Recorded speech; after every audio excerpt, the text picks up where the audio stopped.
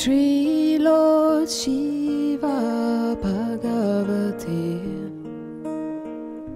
Sri Ma Durga Bhagavati. My sister, I did not really have any money, you know. So if she didn't put money in the machine, you know, these were my early days, you know, in this new life that I was experiencing. And if she didn't have any money, then I don't have any money. The house have no money. But she was working, fortunately, and she was very happy to take care of me those days. You know? But sometimes I'm by myself, she's out working, and the meter goes, the money goes out. So although all the things, the sockets and the lights, everything, all the power points are there, all the sockets are there, all the lamps are there, the washing machine, fridge, there's no power in them. And you know, I would love this time to be in a house in the middle of a city with no power there, no electricity, nothing, no TV, no fridge, no microwave, nothing is there. It's the most beautiful silence, you see. And then when she comes, she says, oh, there's no, and then we'll light up the house again. This being without the power is usually being without the power of the mind. It's not without the power of the self. When there's only the power of the self and the mind is not there to compete, you know.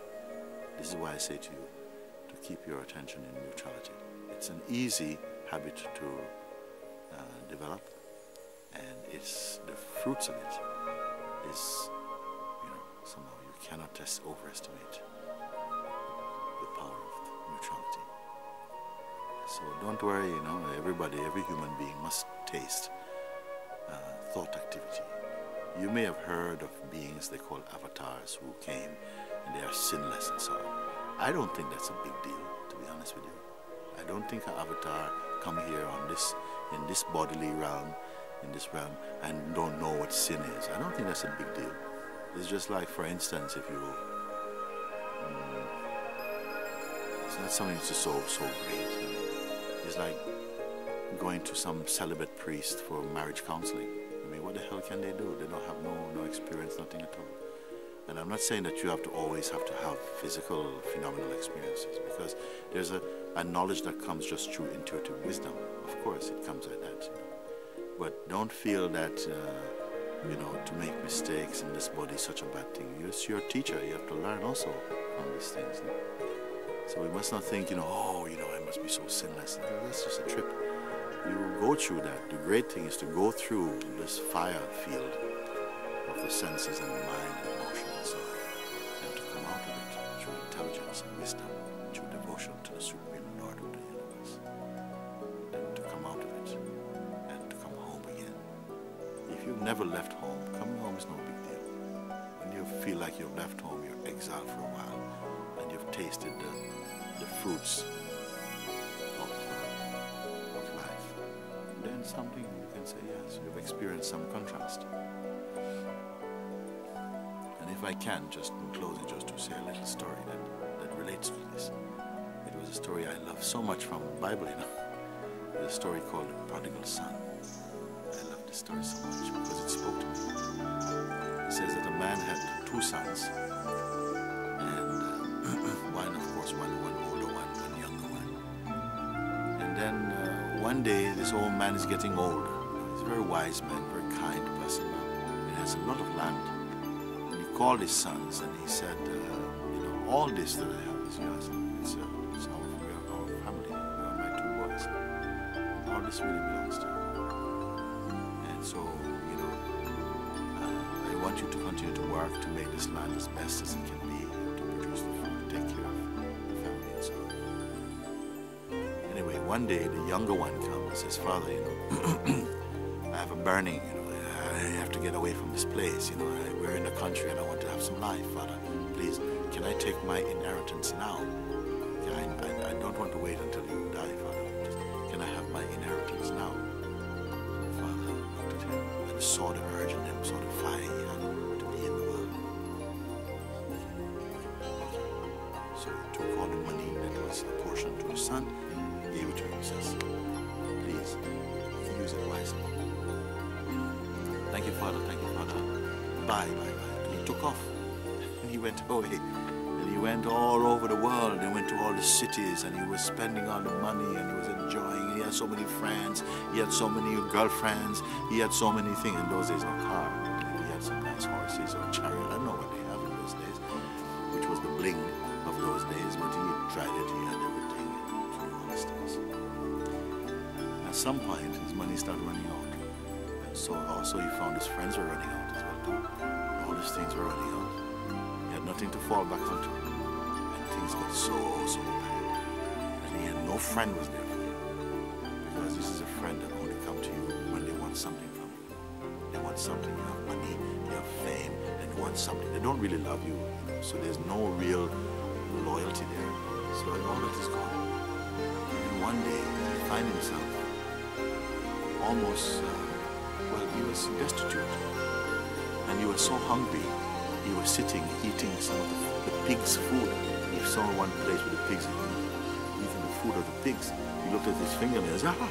His fingernails had grown so long and dirty. And his whole face, he could not see his face. His face was very happy. This young boy. And he's lying there and it's raining and cold.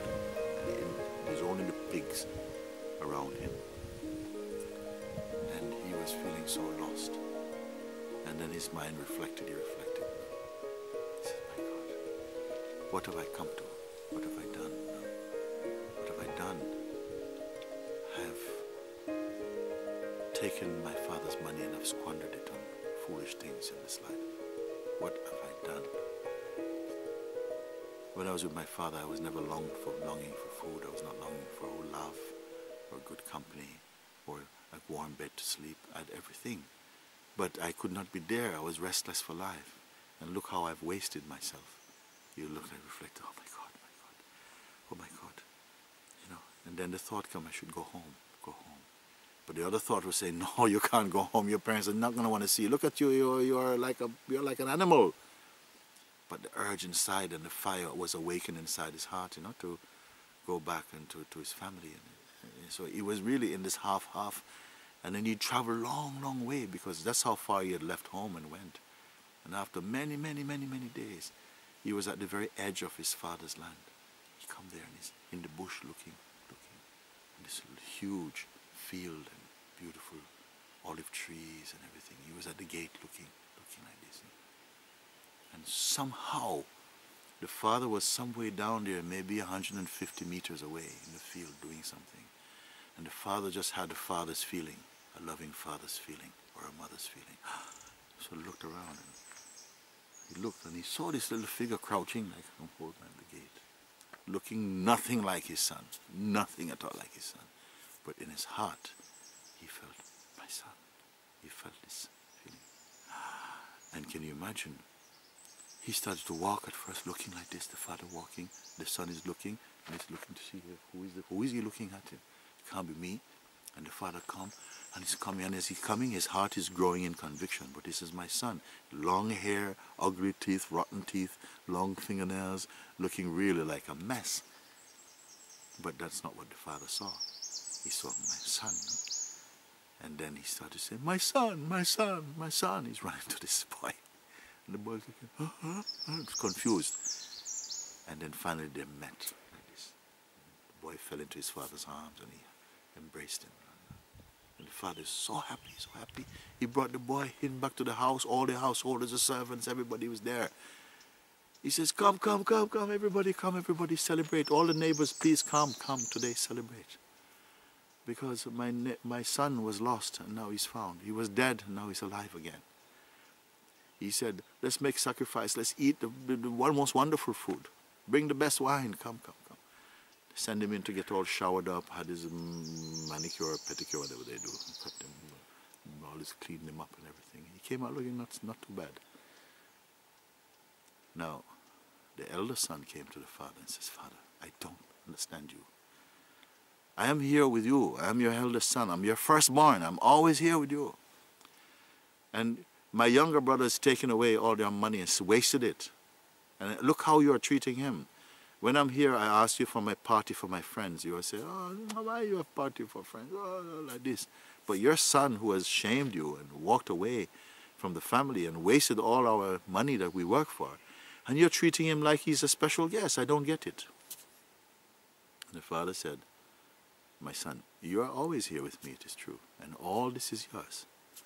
But please, don't take my joy away. Your brother was lost, and now he's found. He was dead. Now he's alive again.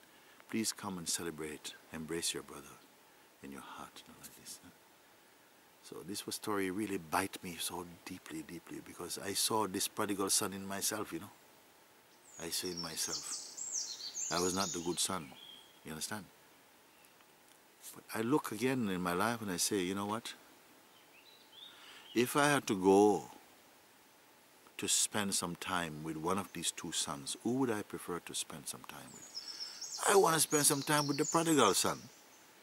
I want to say, but you went through all of this, and then you came out of it. I want to hear about you. The good son, he's so good, he's so nice, so polite, but he's nice as well too. But for a date, I want to go with the one who has been through all of this. So I'm not advertising that people should go into life and get all wiped out. But I'm only saying this because you don't need to be ashamed of your experiences and where life takes you sometime. But don't waste your beautiful energy pursuing the wind. All these things that we are so much running after, it's like pursuing the wind. It's like going to the ocean and trying to capture a wave and carry it home to show your parents. There's no wave in your hand like that. So just be, if you are touched by the things I share with you, then just begin by just saying, yes, I'm open to this life. The other one I know, I've done this, I've been doing this, I don't know, maybe even lifetimes I'm doing it. But now I'm really open to explore something. I want to explore inside. I've been exploring outside. I want to explore inside. I want to find who is here, who is living in this, but who is inside this finger? Who is inside this finger? Who is making this finger's work? Who is the one who is watching the thoughts happen? Who is it? And is it possible to meet? Is it two? This is a question that will take you to freedom itself. Today, I want to say this one. Shri Hare Hare Hare Shri Hare Krishna Bhagavate Shri Siddhartha Bhagavate Shri Lord Christ Bhagavate Om Shri Hare